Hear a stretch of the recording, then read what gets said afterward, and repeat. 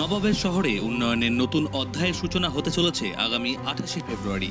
মুর্শিদাবাদের লালবাগ নাকুরতলা স্কুল মাঠে এক শীর্ষস্থানীয় উদ্বোধনী অনুষ্ঠানে অংশ নিতে চলেছেন রাজ্যের নগর উন্নয়ন মন্ত্রী ফিরহাদ হাকিম।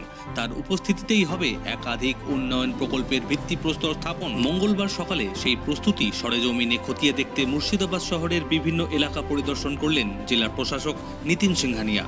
তার সঙ্গে উপস্থিত ছিলেন জেলার দুই অতিরিক্ত জেলা শাসক চিরন্তন প্রামাণিক ও দীন নারায়ণ ঘোষ, লালবাগ মহকুমা শাসক বনমালী রায়, সাংসদ আবু তাহের খান, প্রাক্তন বিধায়ক শাওনী সিংহ রায় এবং মুর্শিদাবাদ পৌরসভার চেয়ারম্যান ইন্দ্রজিৎ ধর এবং জিয়াগঞ্জ আজিমগঞ্জ পৌরসভার পৌরপিতা প্রসেনজিৎ ঘোষ সহ অন্যান্য বিশিষ্ট ব্যক্তিরা।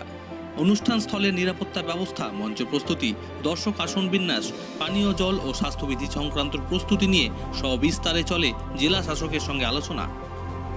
প্রশাসনের পক্ষ থেকে জানানো হয়েছে, মন্ত্রী ফিরহাদ হাকিম হাজারদুয়ারি বিশ্ববিদ্যালয়ের ভিত্তিপ্রস্তর স্থাপন করবেন ওই দিন। এই অনুষ্ঠান ঘিরে ইতিমধ্যেই রাজনৈতিক ও প্রশাসনিক মহলে উত্তেজনা লক্ষ্য করা যাচ্ছে।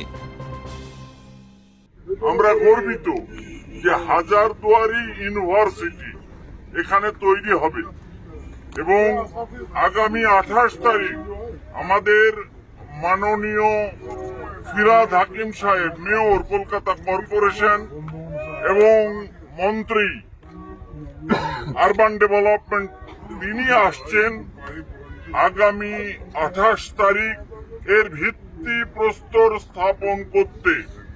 আমরা গর্বিত যে আমাদের মাননীয় মুখ্যমন্ত্রী এই ঐতিহাসিক মুর্শিদাবাদকে স্মরণ করে হাজারদুয়ারি ইউনিভার্সিটি করছেন মুর্শিদাবাদে, যেটা আমাদের সুদীর্ঘ দিনের দাবি ছিল যে নবাবের শহর, নবাবের নামে কিছু করা হোক।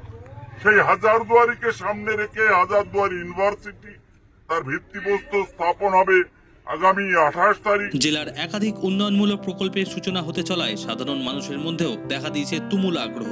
Bureau report, Bangla news.